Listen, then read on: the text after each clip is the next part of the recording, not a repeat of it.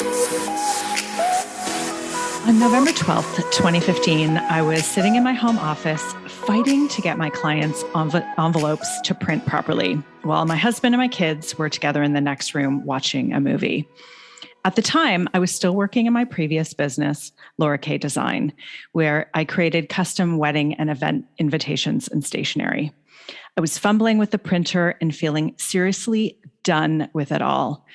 I looked at the clock and realized that exactly 20 years earlier, pretty much to the minute, I was trapped in my car after being hit by a drunk driver.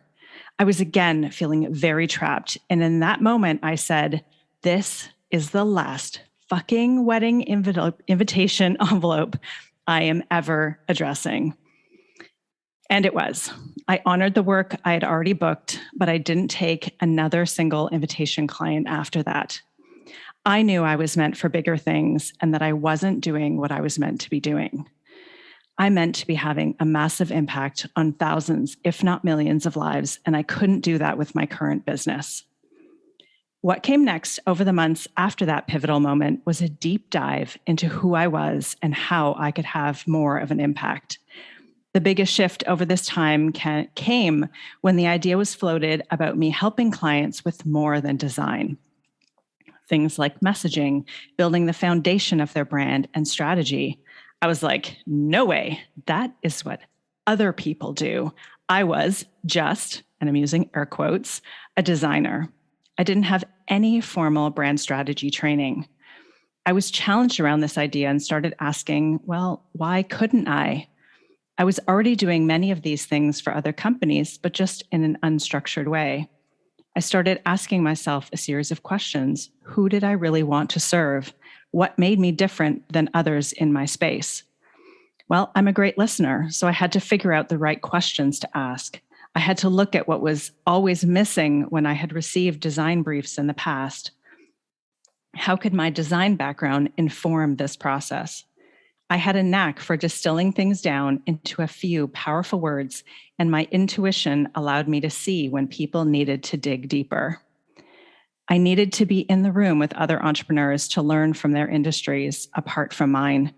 So I attended a weekend retreat where I came together with other business owners, and this is where I arrived on a name and idea for this new offering, Brand Camp. I started working with a business coach to frame out the whole program, the structure, the questions, and the outcomes my clients would get. My first brand camp was May 2016 in Toronto with 4 amazing entrepreneurs and my coach for support.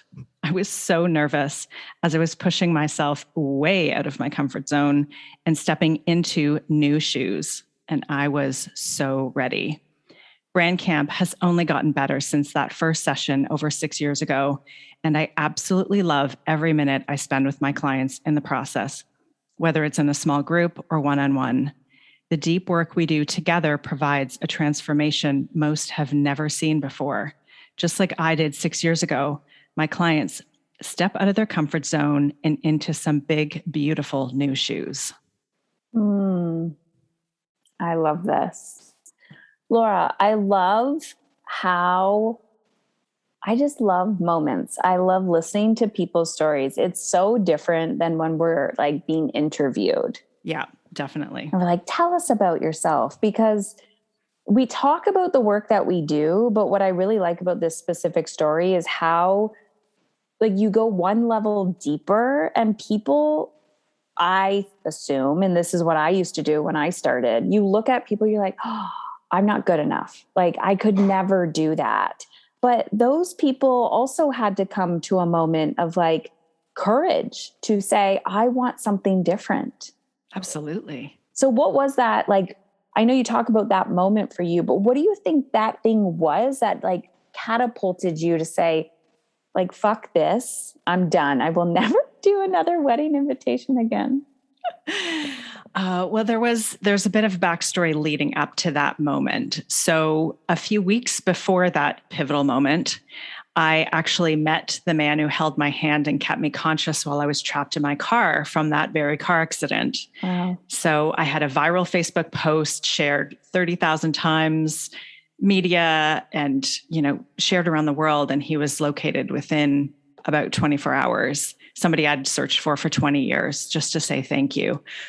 And so here, this like buildup of like trying and wanting to meet this person, and then finally actually meeting him and getting to say thank you and sharing that I had spoken about him and what he did for me that night for years.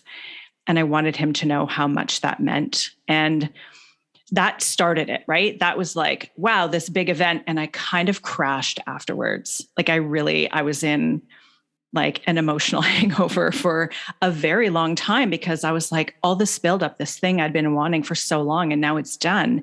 And I'm going back to addressing wedding envelopes. It made no sense anymore. And I started to question, like, what was I doing? And it had been quite fulfilling. Like I had loved my business, and I realized it had gotten me to here, and now it was time for something else. Okay, so I want to talk about this because evolution, it's 111 Eastern time. Ooh, look at that. I love the synchronicities. My husband makes fun of me because I'll be like, my angels. And he's like, oh God. So now everyone in my house does it. It'll be like 111, 333, 222, 555. And they're like, oh, mom, your angels. So I think it's funny. We plant seeds. So the evolution, right? How we evolve and how our messages evolve as well, I think is so important to accept and receive, because we grow, right? We grow as visionaries. We grow as creatives. Can you talk a little bit about that? Because I know a lot of people listening probably feel that, whether it's in their business or even just at home or their corporate career, how our messages can change and how we can change, because you work a lot with, brand identity and stuff. I think we're always evolving. We are a work in progress, no matter what. The person I am today is just an evolution of the person I was 20 years ago. And we're all the same. I think it's really about making some decisions. Like, I think when it comes to something pivotal, we have a choice. Do we jump in? Do we take the risk? Do we do something that can be scary and you're like jumping off a cliff, but it could be magical. It could fail, but you're also going to grow from that experience. So I think it's having the willingness to just try. Yeah. Yeah. Perfectionism cannot exist in there. I know I have a weird relationship with visual perfectionism. I don't know what that is, but like from a graphic design perspective, I get fixated on things. I will hire people to do things. I'm like, I don't like this. Like even when I was doing my book, I wasn't satisfied with the cover. I think it's a form of control. Do you identify? Sure. Can you identify with what I'm saying? 100%. It's very weird. Everyone on my team is like, she's not going to like that. Like, just give her the first shitty draft. And then I'm satisfied for about a week. And then I'm no longer satisfied. Is this normal too? I think at some point you need to be satisfied. I think if you're never satisfied, that there's maybe something else underlying. They say ship it. It's not about, the never enoughness, how it manifests in certain places in your business. Yeah. I want to talk about, so I felt this when I shifted the podcast from Mamas in Control to Emotionally Uncomfortable. But for a very long time, I never aligned with Mamas in Control. And I did it because at the beginning, my actual brand coach at the time was like, all these women are saying they want to feel in control. And so you got to start somewhere. And so I was like, screw it. I'm just going to go Mamas in Control. And that was my brand for a while. But I didn't change as a person. Like I evolved over the years and my message evolved. So do you find, this is my personal struggle, and a lot of my clients struggle, when you are selling a soul-based service, a message-based service that's very connected to your identity, do you ever find like people get hung up on the branding part of that when it comes to, I'm an ever evolving being, like I just want to change my website all the time? Well, That can happen. And we have a lot of people come to us that have already done that. They're like, this is my third logo and my second website. I don't love it. I never send it to anybody. I'm embarrassed by it. It doesn't connect with me, et cetera, et cetera. So Brand Camp, which I mentioned in my story, is all about the deep work that has to happen before design. And it is an essential part of our process. We will not design anything for anybody unless you have gone through Brand Camp with me. No matter what other branding work you've done in the past, we can build on that, but it's essential because what's happened is that none of our clients have rebranded in the 6 years since I created Lab Creative, because we got it right. It doesn't mean they haven't evolved, or maybe a few things have been tweaked, or we've added a podcast, or we've added I'm literally eating tacos. Sorry, I was trying not to chuckle while you were taking a bite. I love it. That looks delicious. This is what happens when you eat 5 times a day. I get so hungry. I'm like, I'm sorry, this is not video. I'm on mute. So yeah, I'm eating a taco while you're talking. So go ahead. I love it. Where was I? Now I've lost my train. They don't, I know. 6 years, they don't rebrand. They throw in a podcast. Yeah. So they're evolving their brand. And that's why I tell people your brand is a living, breathing thing, just like you are. It will evolve. It will grow. I changed some of our messaging just to deepen it. It wasn't like it changed dramatically, but it was like next level messaging. But the visual brand has remained remarkably the same, with some additions, some updates, some like new templates. But when you get the messaging and the personality and why you do what you do and how you want to be known right, and create a brand that deeply aligns with you, the business owner, the entrepreneur, it will magnetize the right people to you. And then you don't even have to really think about your brand because you are the brand. Yeah. And it's easy. I was going to ask you about that and personal development, because I personally, going through being a business owner, and not everyone listening to this is a business owner. A lot of times people come to me for struggles in parenting or relationships, or just what's my purpose, just wanting to feel alive and aligned and feeling good. And it's interesting because oftentimes we tell ourselves, oh, I'm going to start a business, and that's the freedom that I crave because I want financial freedom or I want time freedom. But we don't understand that, personal development is professional development, and business problems are personal problems. Yep. And so talk about I guess maybe like the spiritual journey of brand development and what you do. And I don't think people understand that. They just think it is colors or a logo. It's not. I talk about that a lot. To me, it's really about creating chemistry and creating that alignment. And it's got to connect with who you are. And it shouldn't be for everybody. And I think what comes up for a lot of people is they can't see what other people see about them and the magic that they bring. So I don't know what makes me different. There's nothing special about me. I offer the same thing as, the people other people in my industry. So you need that outside perspective. Some people have called me their brand therapist, which I think is kind of funny. But it's really seeing them and listening and capturing those things so that they actually go, oh, I can actually build a brand as myself. I don't need to pretend to be somebody else. I don't need to look or act or dress or talk the same way that everybody else in my industry talks.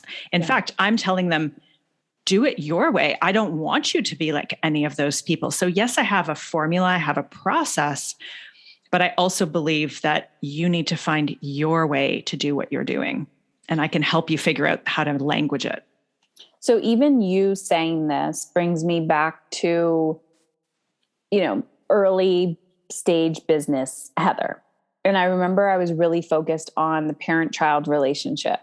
So I guess you could have qualified me as a parenting coach, or you could have labeled me as one. And I would look outside and I'm like, I don't see any parents that look like me.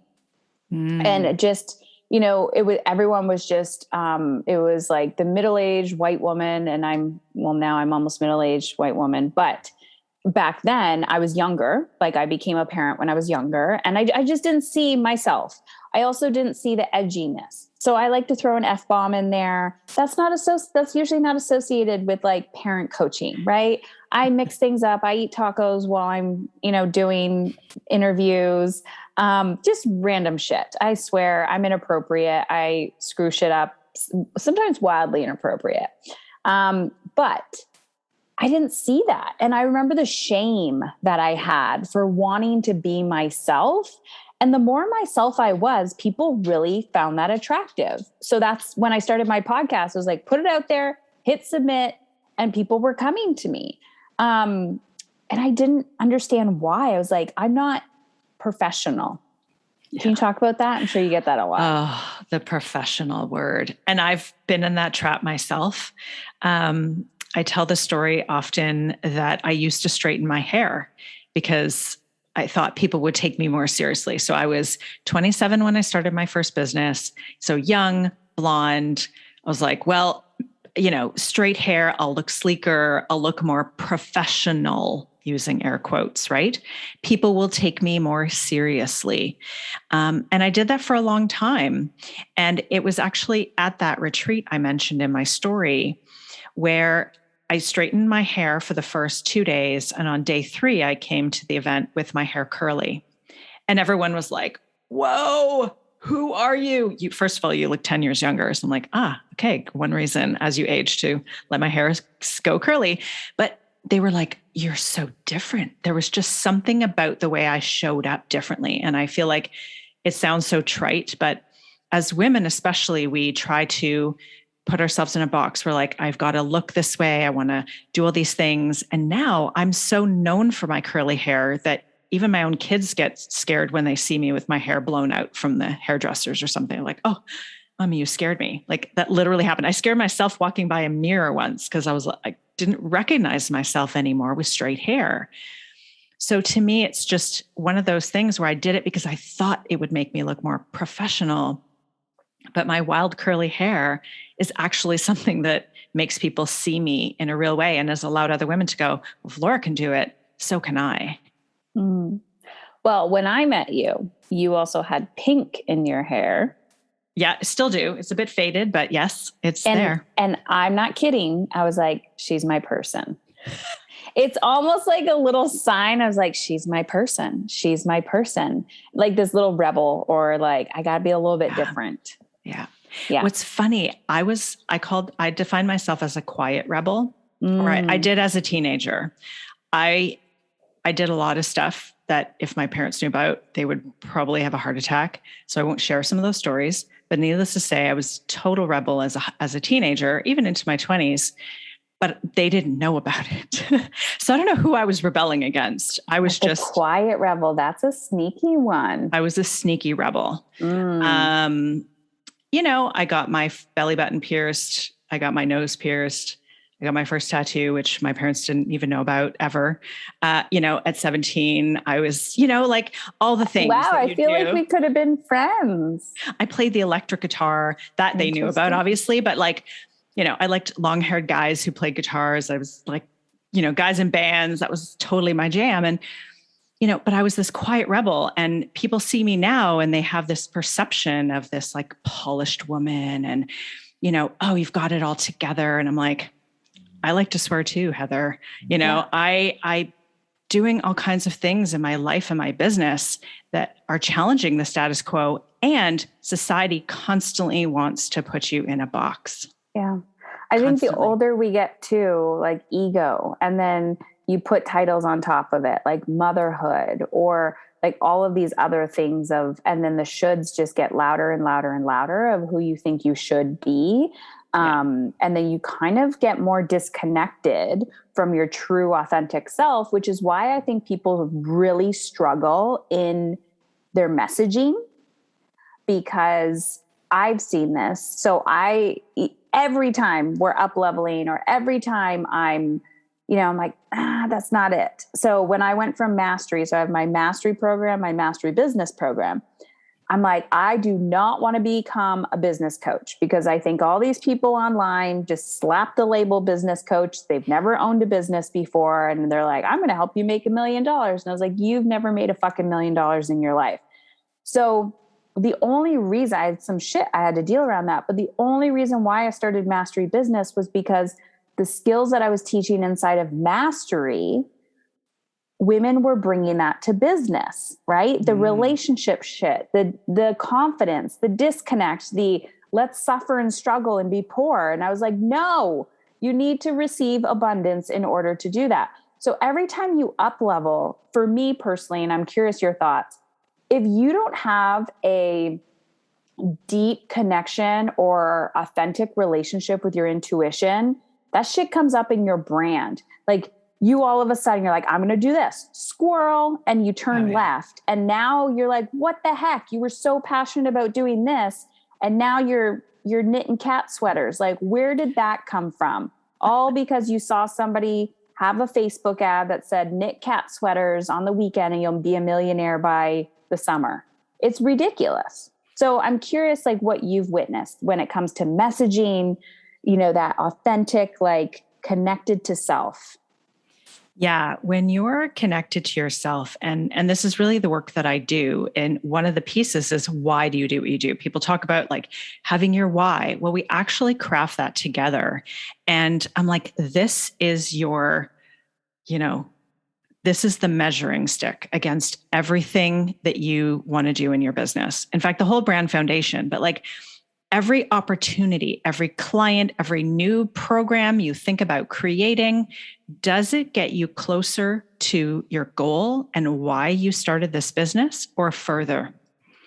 Right? So if I were to be given an opportunity to speak at an event, but they're going to pay me, but the audience isn't the audience for me. So it's like, well, it could make me some money, but I'd have to develop a new talk because it's not my usual audience. So it's going to take my attention away from everything else, but it'll pay me well. But that doesn't align with who I want to serve and why I do what I do. So that helps me stay true and avoid the shiny objects. Doesn't mean it happens. Believe me, in the last year, I followed a bunch of shiny objects. They were all my own creation. I created a bunch of my own shiny objects. And then I went, actually, I don't really like this shiny object I followed. I'm going to change. I'm going to scale back. So now, because I did try some different things, now I know exactly how I want to spend my time. And I am hyper-focused on that.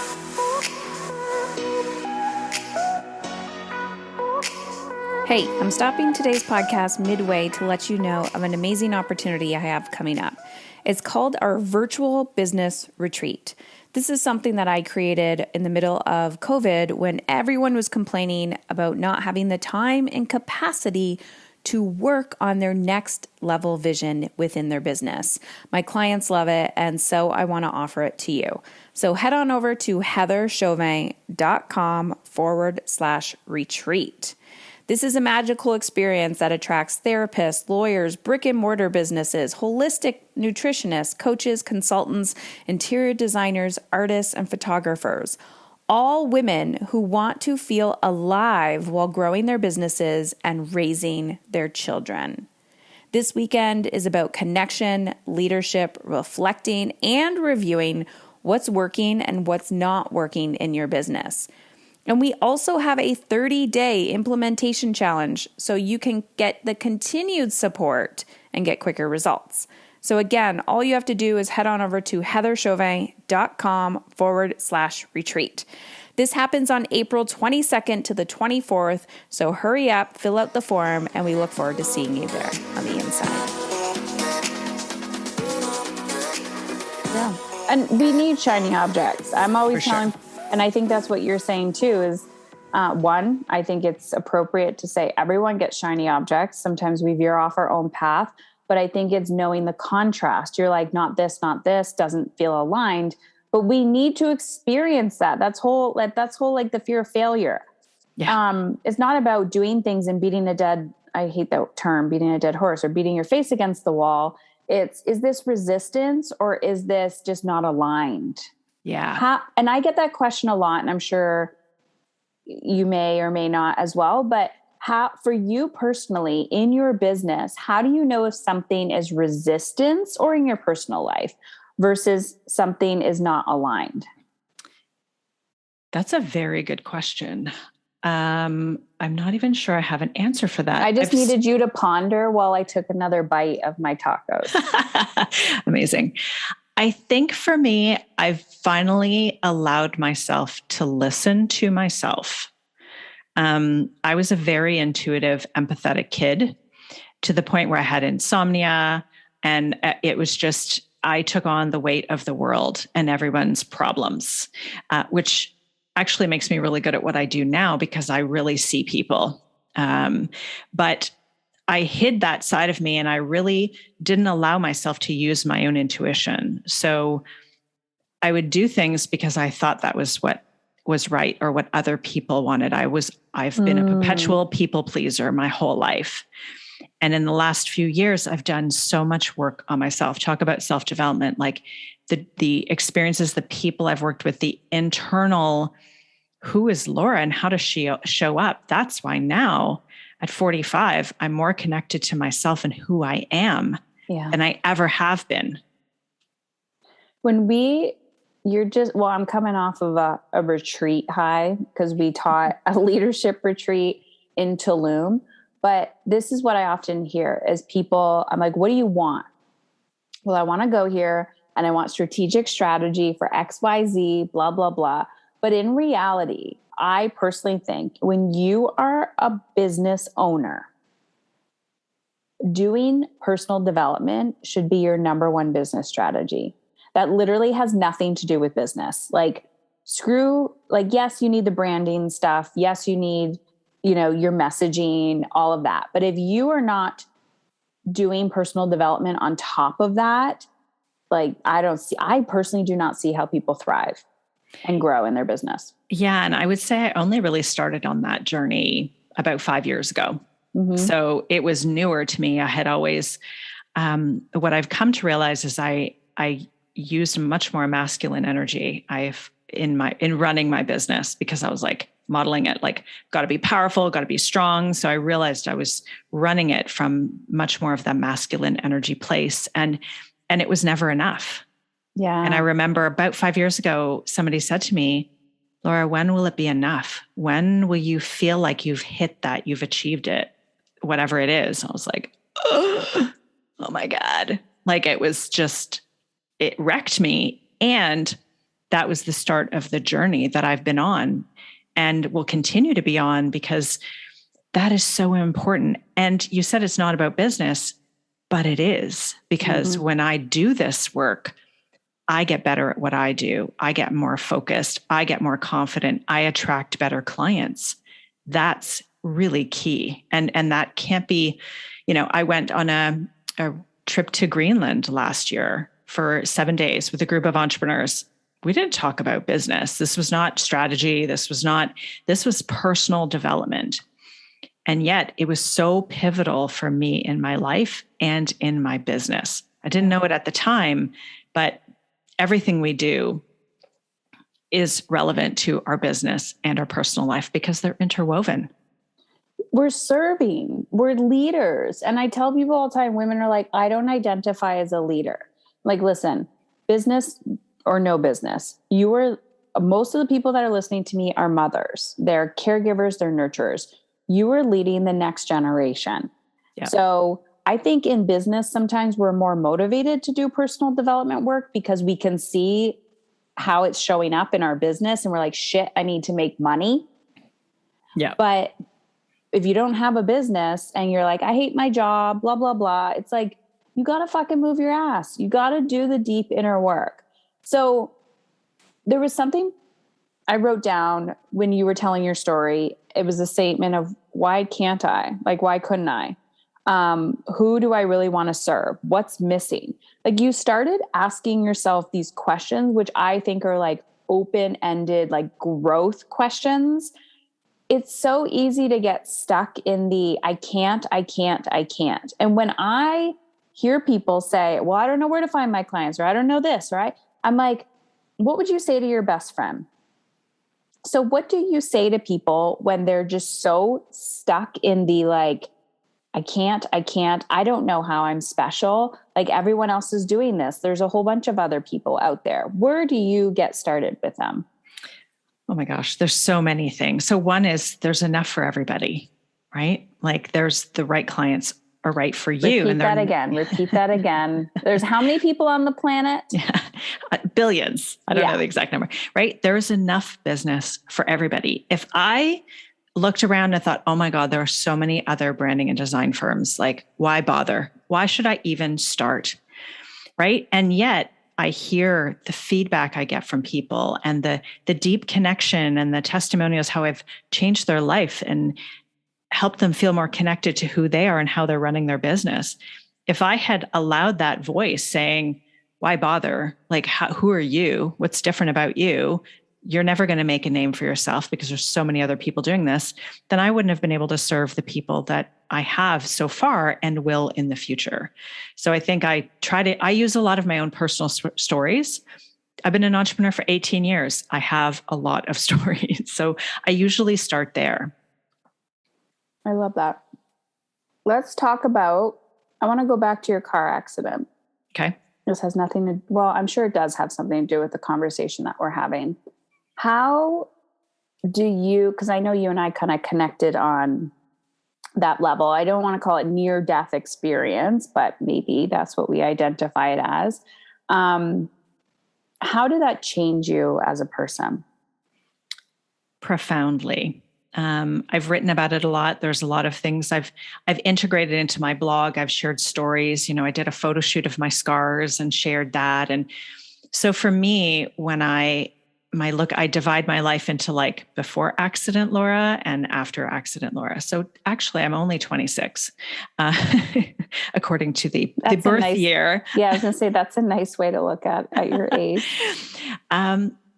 And at the time that it happened, I was feeling kind of miserable and sorry for myself. I was very afraid of change. I was, like I said, a people pleaser. I was always thinking about the future. I was not really living in the present. And I still get caught up in that today, but it was definitely something I was experiencing then.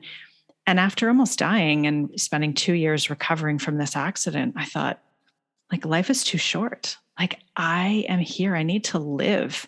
And what's interesting is, COVID and the last 2 years have reminded me of that recovery, that inability to do the things I wanted to do. I couldn't work. I couldn't go to school. I had to move back home with my parents. I lost my independence. So this has been very reminiscent of that time for me. And it's like, I'm here to live. Like, I am just so... I moved to Europe after college. I lived abroad for 3 years. I started my own business. Like everything I've done in my life since then, I believe that accident was a catalyst and I would not change it for anything. Yeah. I met my husband because of it. I think I'm probably I don't want to say a better person, but I'm definitely living a more powerful existence and will leave a stronger legacy behind. I always say cancer saved my life. It was like, but it's weird. And I'm curious your thoughts. Who I am today, and I know I'm constantly up-leveling, growing, all of that. Like the essence of who I am was there previously. Yeah. I just had so much fear to let it out. And I just needed that big shake to be like, fuck it. I'm all in on life. Yeah. And that actually resonates with me because like I said, I was that quiet rebel and that allowed me to become a loud rebel. Right. I had to hide my rebellion before that because I was too afraid. What would people think, trying to fit in, all of these things. And then something like this happens and you're like, fuck it. I'm here to live a big, bold, beautiful life. You know what this brings up for me? And I'm sure we could just talk forever and ever. So I call myself a recovering rescuer because I grew up in I've always been a helper. But people would identify you as a hero, right? They're like, oh my gosh, she's always there for everybody else. And then I become a social worker, like a frontline social worker. Like you talk to anyone in the healthcare field, you're burnt out because you just give, Yeah. and you're taught not to give back to yourself. And so I had to go into like deep recovery of rescuing, because I'm the quote unquote strong one. I'm the responsible one. This also transferred into my business with my clients.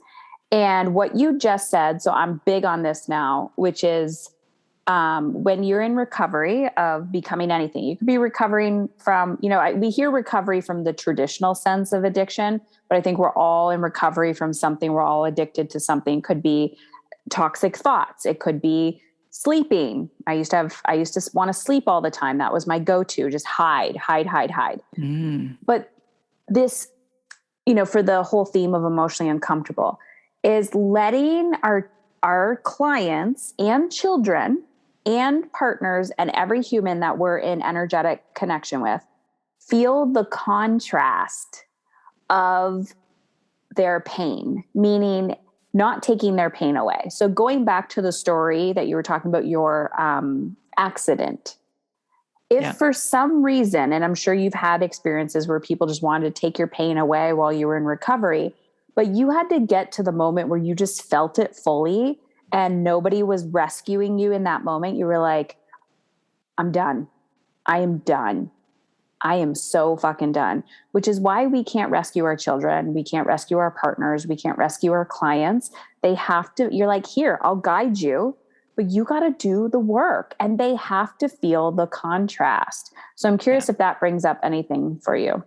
Yeah. I mean, I was the only one who could recover from this car accident, right? It was all me. And I remember my surgeon saying, there's so many patients of mine who have much less severe injuries than you that have succumbed to drug addiction and have given up. They've become cripples because they allowed that to happen. And I was like, screw all of you. I'm going to do every single thing you tell me. Just tell me something I can't do. Just go ahead, tell me. And I'm going to then watch me do it. And I did everything that I was told I may never do again. And I took great pleasure in that. But that isn't everybody. But I remember people saying to me, Laura, I don't know, I could never do what you're doing. I was like, nobody asked me. I wasn't given a choice. This was literally thrust on me at 18 years old. I had to choose who I was going to be. Was I going to be an angry, crippled drug addict? Or was I going to be a thriving, strong, powerful woman who was going to go after her life and live every minute of it? Which one did I choose? The crippled drug addict. Yes. We'd be having a very different conversation right now. This is where I see the rebel is such a catalyst for change, because that rebel, it will get you out of those dark places if it works for you. But the side of that is it can also, the double-edged sword is, I'm assuming, I don't know, do you like data and spreadsheets? I like somebody to distill it for me. There you go. Yes. So I personally have had to learn, I'll make shit happen. I will go for the vision. I'll do the work. But when someone's like, let's rinse and repeat the process, let's be strategic, let's use what's working, what's not working. I love that, hiring that out. But it can also be a little saboteur, right? Of someone being like, don't tell me what to do. And then you do it. You're like, oh, damn, I actually probably should have did that. Right. Yeah, I think we're always course correcting, right? It's just like the shiny object. Sometimes you do listen to somebody else. You're like, or you go off track and you be the rebel. Don't tell me what to do. And then you do the opposite. And you're like, oh no, I actually should have listened to that person. Yeah.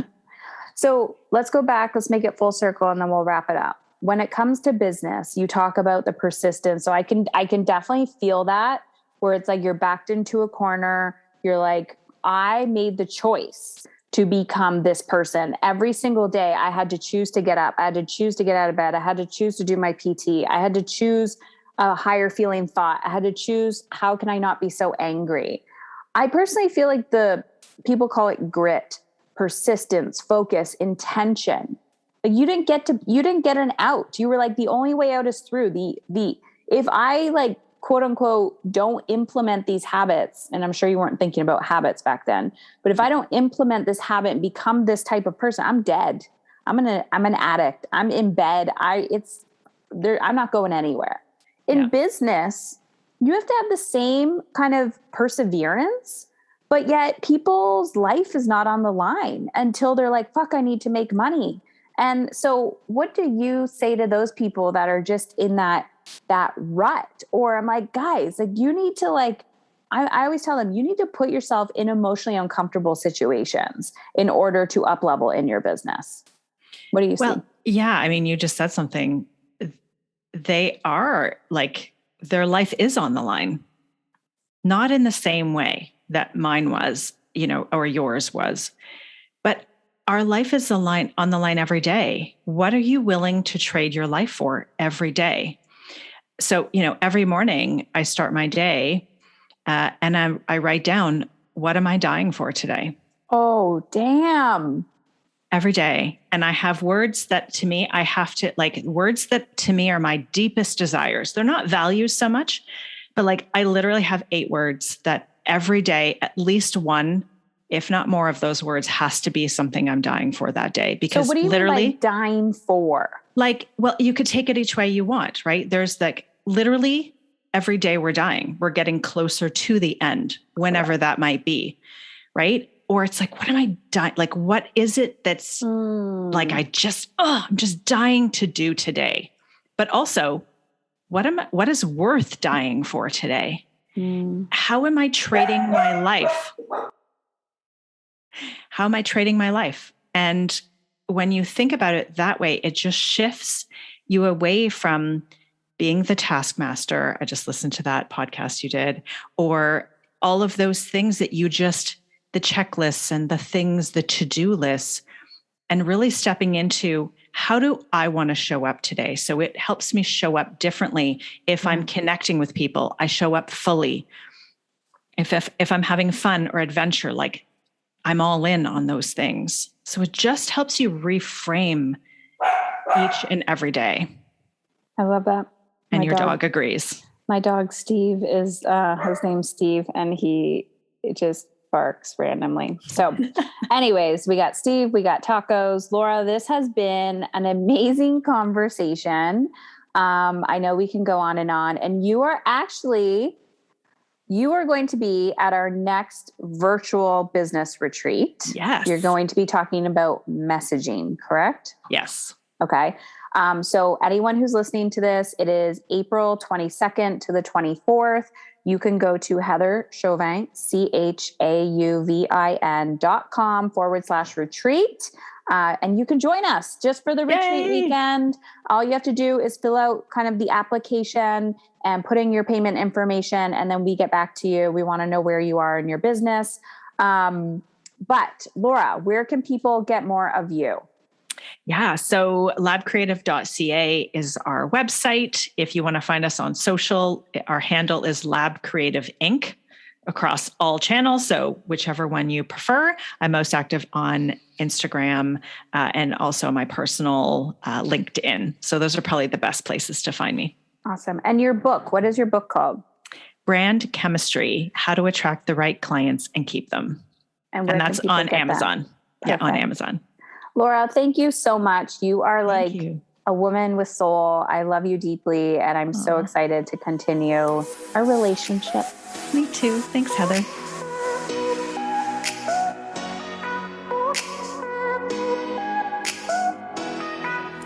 There it is.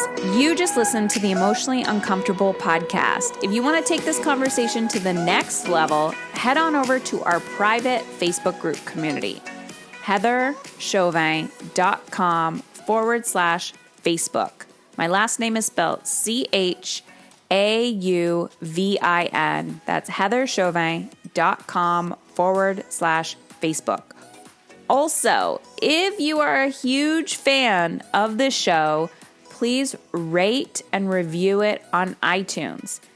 Every review helps another woman like you take back control of how she wants to feel and become emotionally uncomfortable. I truly believe the better we feel, the more alive we become. This is how we are going to change the world. And if you've been watching me for a while, if you've been on the fence and you're curious, how can Heather help me? Head on over to heatherchauvin.com/work with me to check out my mastery and mastery business coaching programs. That's heatherchauvin.com/work with me.